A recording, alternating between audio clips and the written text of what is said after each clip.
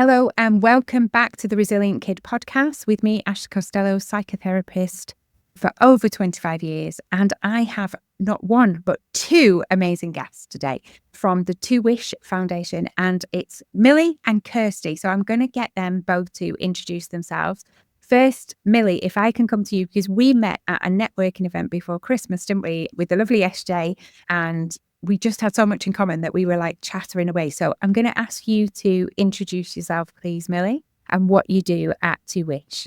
Yeah, so my name's Millie Wheeler and I'm the fundraising manager at To Wish. Now that we've expanded into England, we're always looking for opportunities to raise awareness about the incredible work that we do and raise a bit of money while we're at it. So that's my MO. Absolutely. And you know what a lovely cause to raise money for as well. But also, you're right, raise awareness, because am I right in thinking you moved kind of out of Wales and you've expanded into England? Yeah, that's right. So To Wish was founded in South Wales 12 years ago, coming up to 13 years ago now, actually.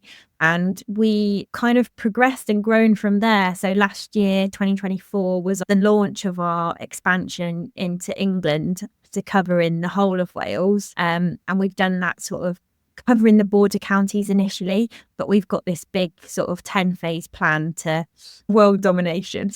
Well, not quite that, but covering most of England. Absolutely. And here at the Resilient Kid, we have a bit of a mission as well to reach 1 million kids. So we absolutely get it. And, you know, why not? If your services weren't needed, it wouldn't grow as quick or as fast as it is. So thank you for that. Kirsty, tell us what you do at To Wish. This is the first time we've met today, so welcome.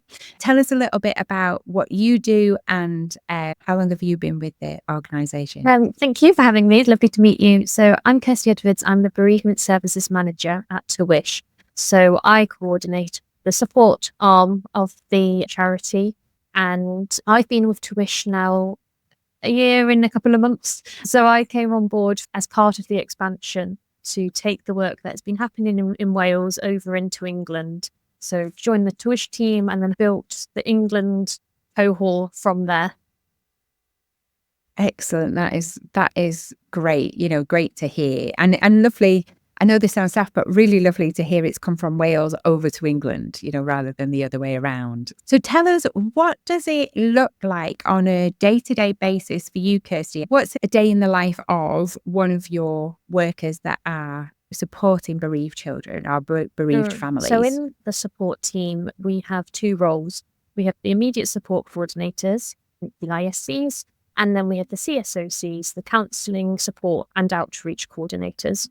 And between those two roles, we offer a real range of support, and it allows us to go from day one of somebody's bereavement journey and then for as long as they ever need us. So day to day, those roles are really varied. It depends what is coming through on that day. As part of our offer of support, we're really reactive. If a referral comes in, we will contact that bereaved individual within 48 hours.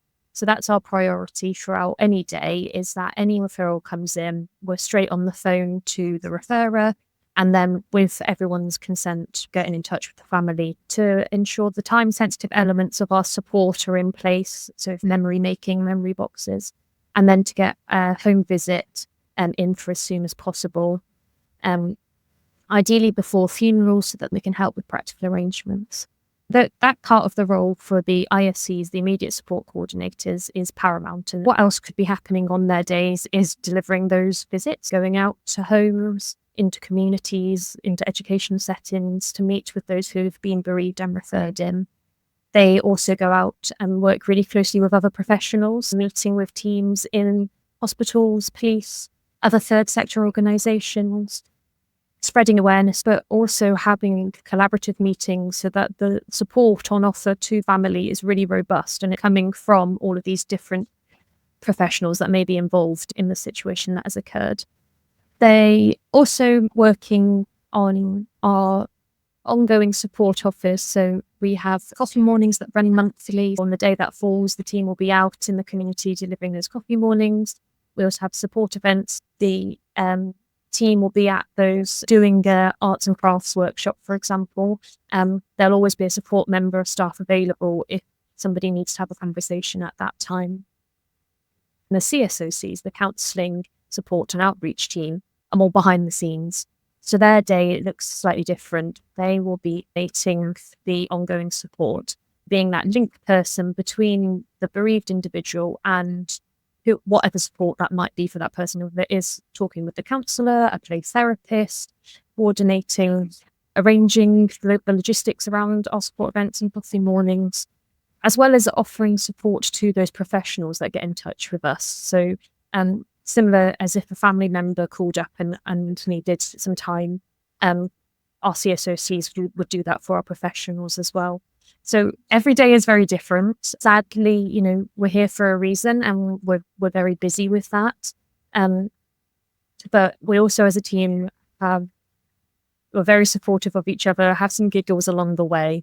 And now that we're across Wales and the bordering counties, staying in touch with the wider team is a big part of what we do, and ensuring that consistent to wish message is there for a family. If you're in Pembrokeshire or if you're in, you're still going to get the same thing.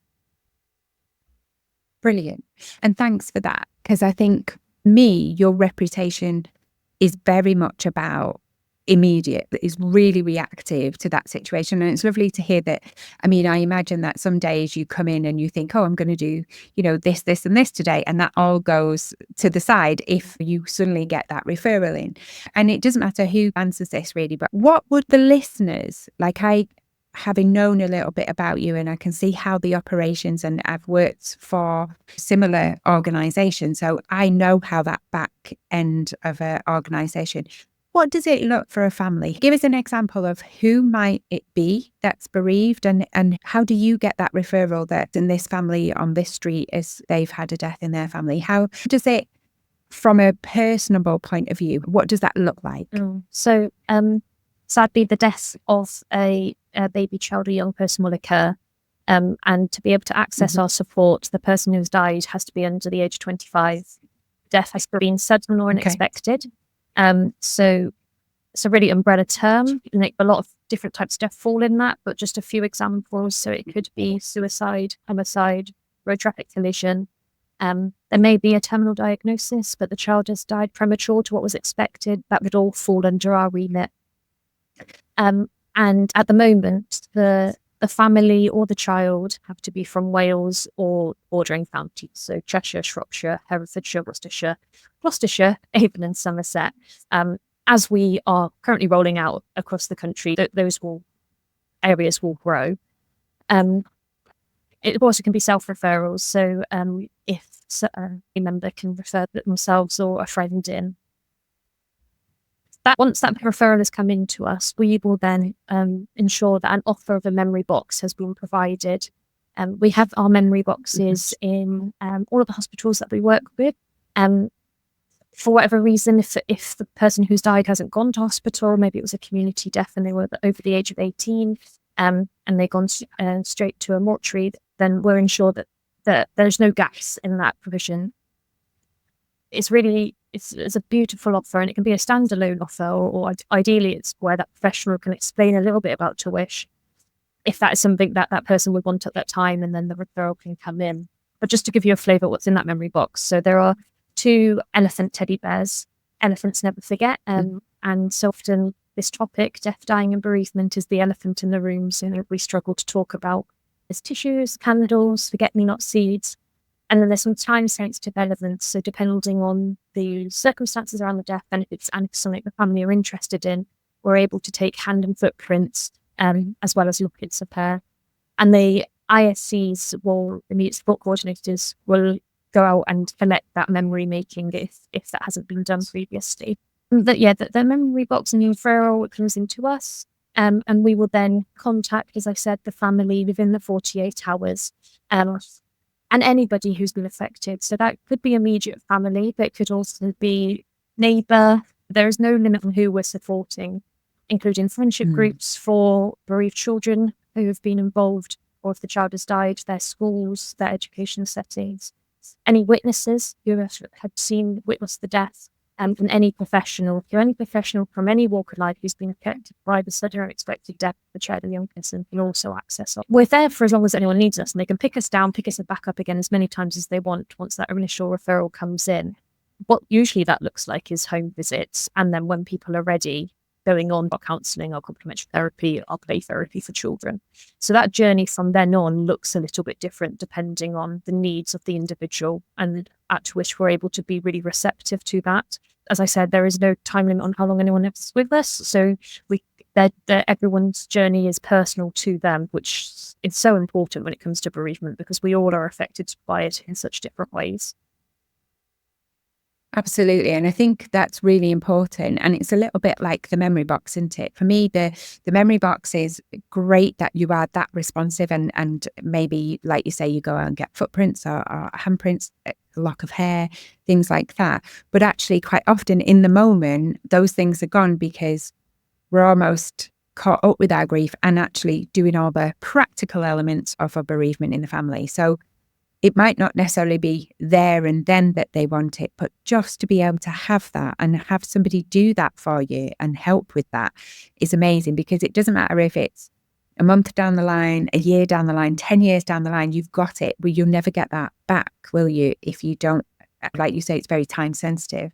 But also, again, you never know. And I work with a lot of young people, and you never know when stuff like this comes back to bite them on the bum, kind of thing, that, maybe they were young at the time, or that they felt like they dealt with, but then something else comes up and they're looking at it and going, oh, actually, I don't think or is it just a different face of grief? I think sometimes it's not a linear journey, is it? As we know.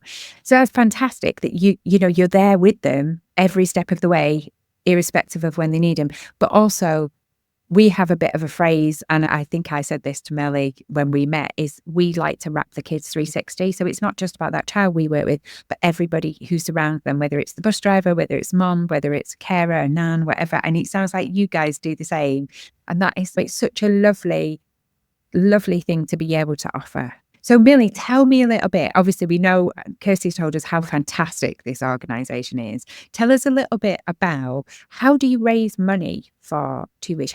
Because I don't know how many workers you guys have got or how many's actually in the organisation, but that takes a lot of people to do that kind of thing, especially if you've expanded from Wales to England. How do you start to raise money? I guess it's quite a big machine now. Yeah, an ever-growing machine, actually. So in the past year, we've, I think, almost doubled in size in terms of how many staff we have, which is a massive, massive jump. And it does take a lot to fund our services. So I think total to the cost that it has to run and function is, I think it's just over 1.2 million at this point. And that is continuing to grow. The more referrals we get, the more counselling we refer to, the more journeys that we take as an organisation, our ISCs go in here, there and everywhere, then it's a huge thing to fund. So it's really varied, actually, where our funding comes from. In Wales, we have some funding from the Welsh Government, which is a small part of our income, but largely we are self-funded. And in the past, to help with our expansion, we were fortunate enough to be linked up with a foundation that actually read our founder Rian's story in a national newspaper, and were able to, they read it and were just like, there was somebody that read it that thought, I really need this service. Why is it not available to me in England?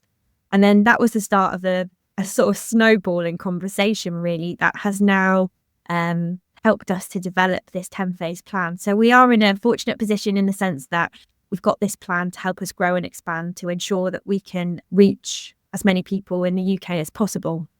However, to get to each phase, we need to make sure that we're sustainable in all of those new areas that we're working in. So for us, it's kind of a mix of corporate fundraising is amazing. So when organisations choose us as their charity of the year or decide to do different events for us, sponsor things, get involved in lots of different ways.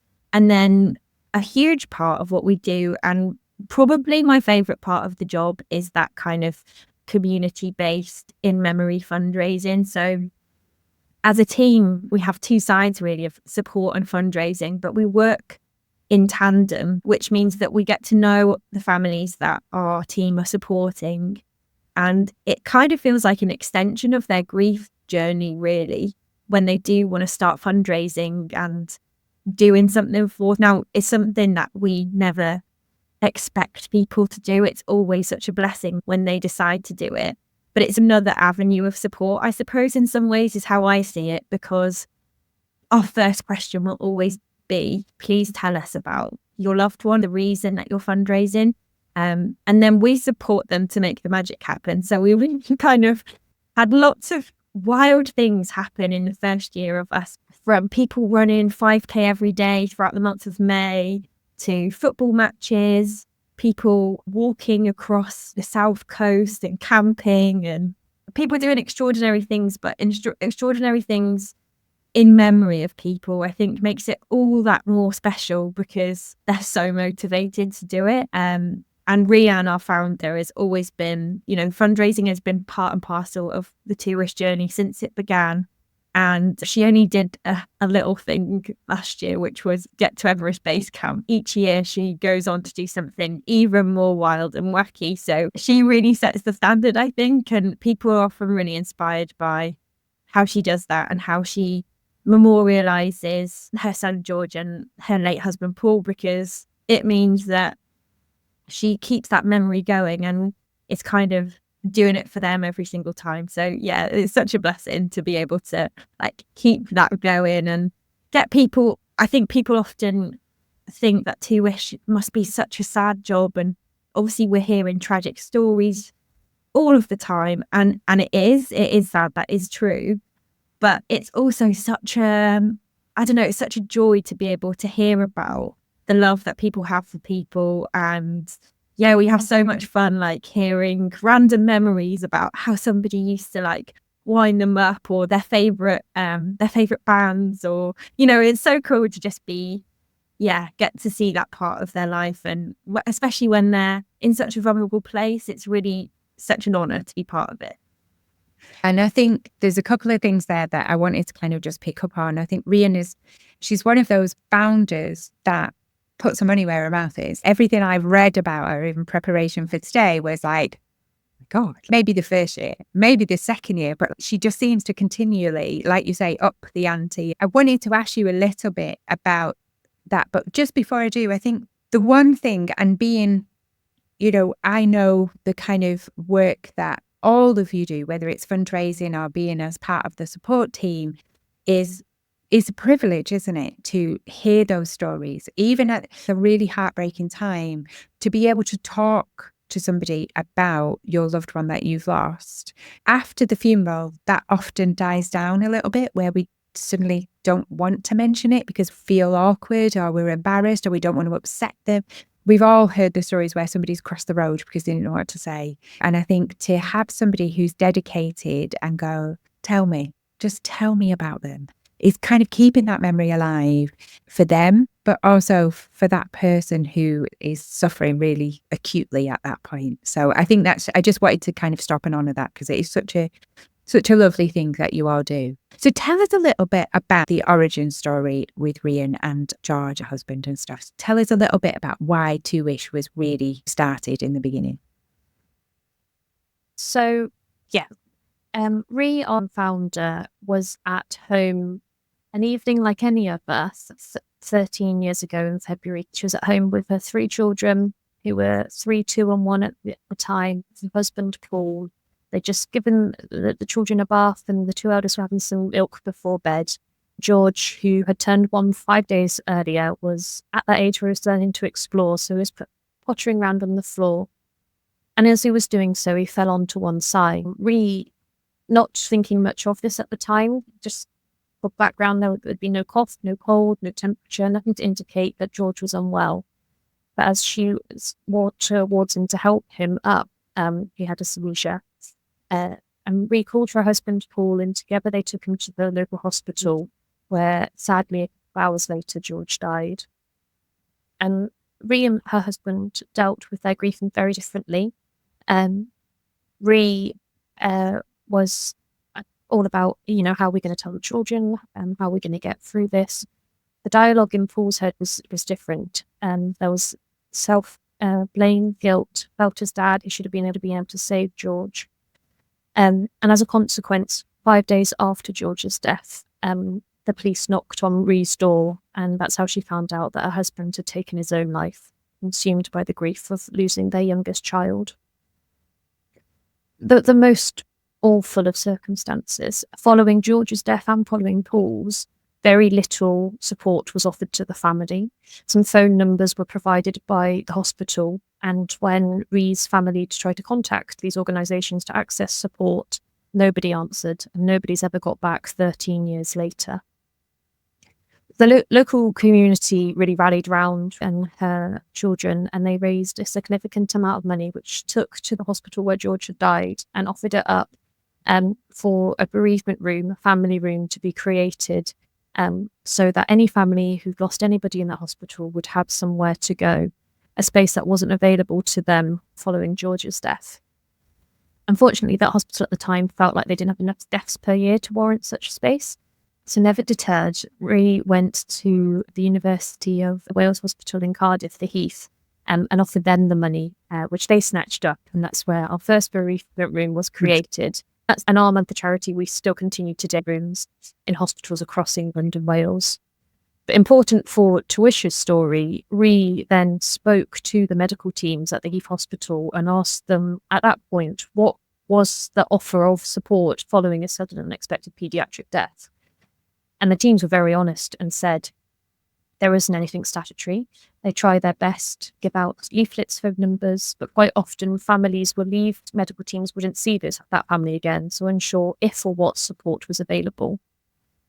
So with that group, recreated the immediate support pathway. So that was what I spoke about earlier, that journey from kind of referral to accessing our support. And it started off small in South Wales, but quickly the gap in provision for this type of death and for that non-limit on who can access it really grew, and we quickly expanded it to become the whole of Wales. And now, as we've spoken about, as we've grown, our services have grown with us, so we're able to offer more now than what was originally available.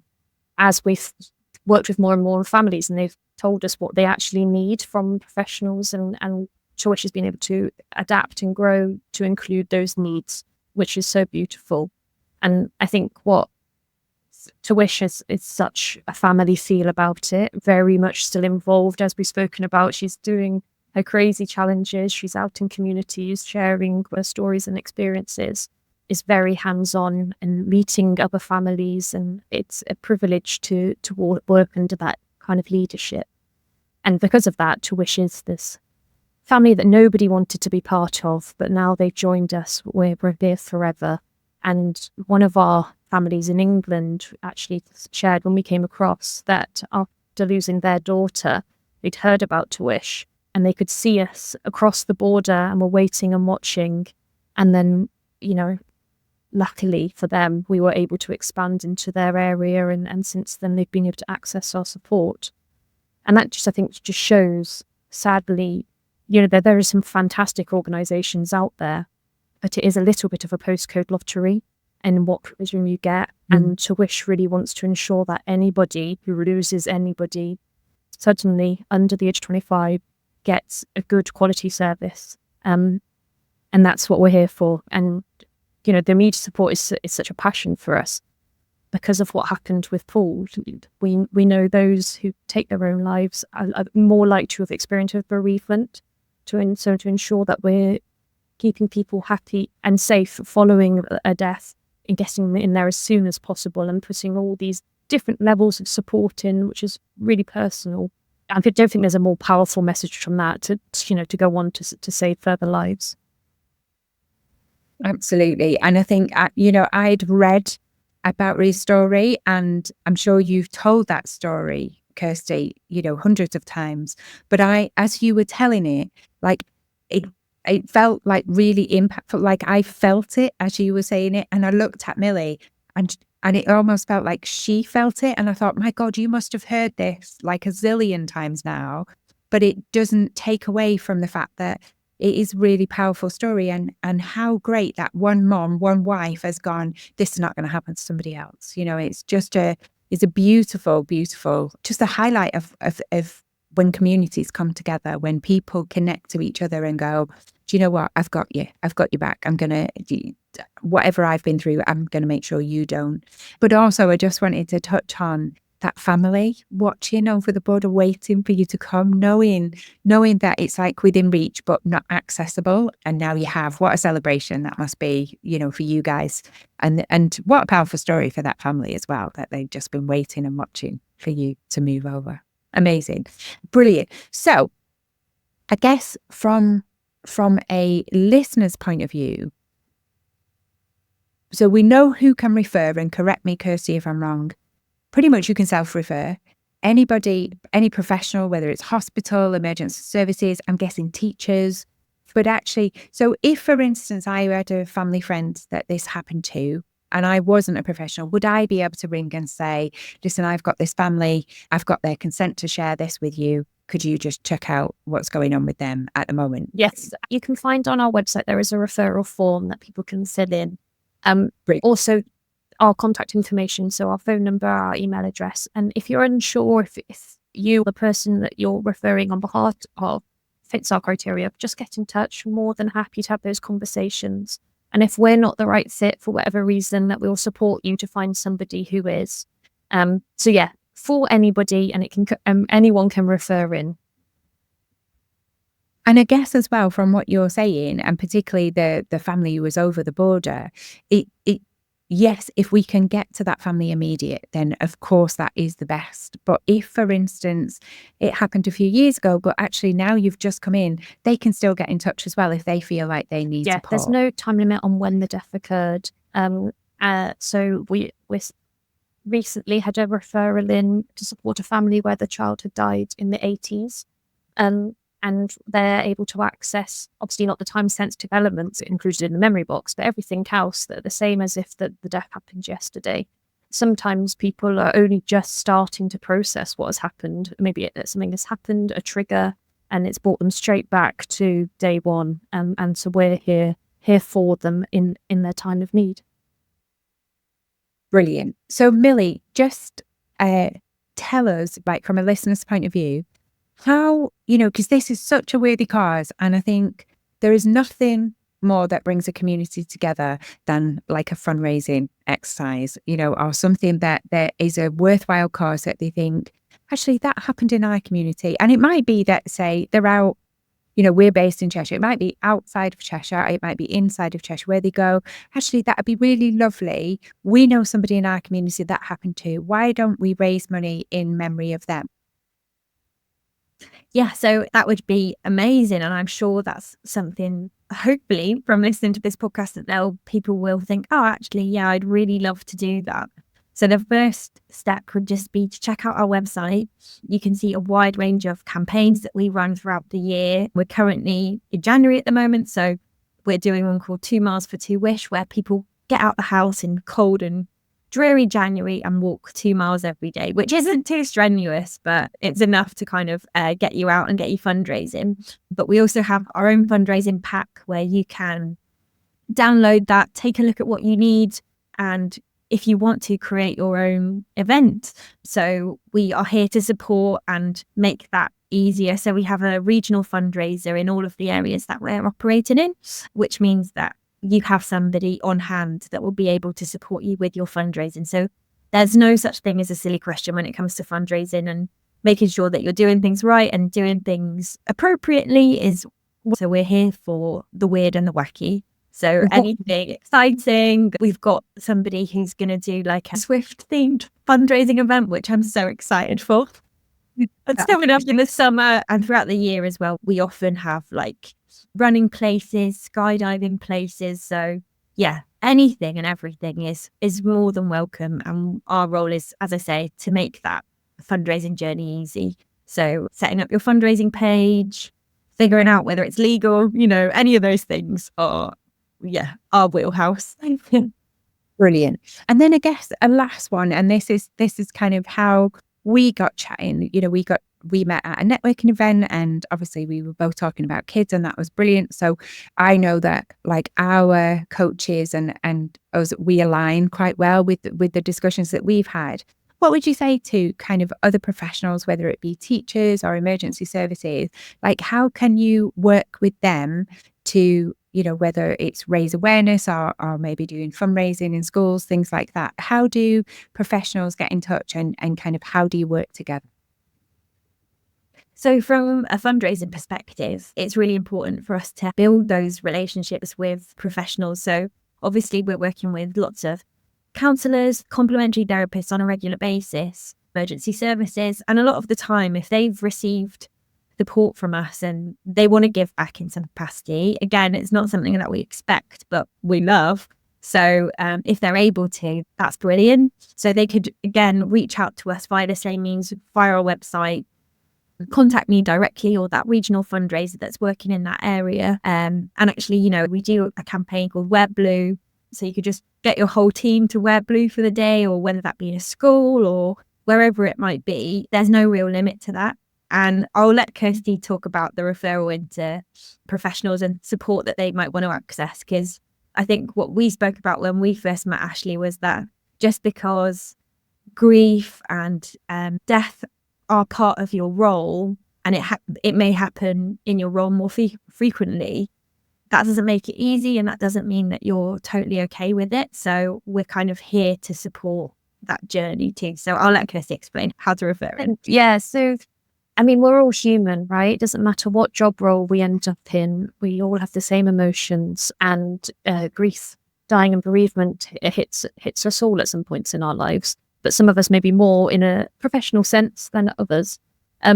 The support we offer for professionals is free and confidential, and it's for anybody who's been affected. So you could be a nurse, you could be a porter, you could work in the canteen at the hospital, you could be a police officer. We've got solicitors who've been involved in cases that come on to access our support, teachers. So there's really no job profession that we do not support, and they access the same as what I shared about our families. They can access immediate support, so talking to our support team over in person at our professional coffee morning. So today, actually, I'm at our professional coffee morning in Somerton in Somerset, and those are held 4 times a year. They get access to counselling, the complementary therapy, the same as families. Again, no charge to the individual to access that. And then additionally, for professionals, we offer debrief sessions. So myself or one of the support team will come into your place of work. And maybe that is because you've had an experience where a colleague has lost a child, or you work in a setting where a child you have worked with has died. And we can come in and look at the learning around the situation, but primarily we're there for the well-being of the staff. And it's not group therapy, but it's a therapeutic group space for the team to be given permission to discuss that child and what has happened, and for me to hold that space in a psychologically safe way to be able to do that. And then at that point, we can then talk about if they want to go on to access one-to-one provision.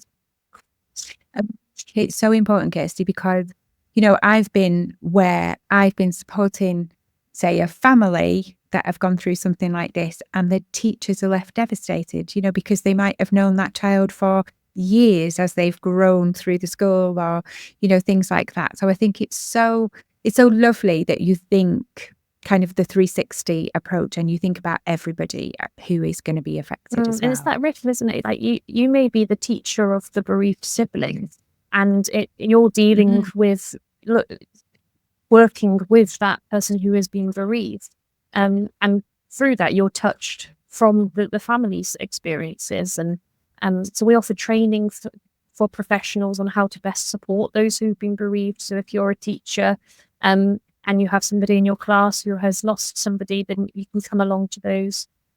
We run training around protective characteristics, so looking at all that entails, so gender, faith, etc., and how those all affect the way we may grieve and the support we might need. So professionals can come along to those and upskill themselves, as well as on the website there's loads of resources on how they can support themselves and those that they might be working with. So recommend going and have a look on there as well.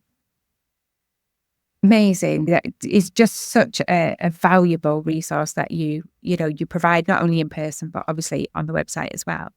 Okay, so just to kind of finish and just to let you all know that I will make sure that all the links for the socials, the website, all that is going to be in the show notes. So have a look there if you want to get in touch with 2wish, especially if you want to volunteer or you want to raise some money in memory of somebody who you've lost, who was a young person. So absolutely. And really commend that you go up to 25 as well, because quite often it's 18 and below. So that gap of young people.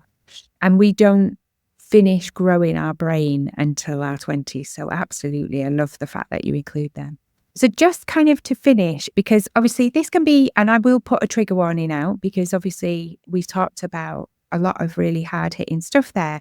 But actually, I know, and particularly kind of in my job, there are some really heavy days where you come home and you're like, oh, that was really heart-wrenching today. But then also there's some days that you just have the most fun. And so tell us, what is the best part of your job? Millie first.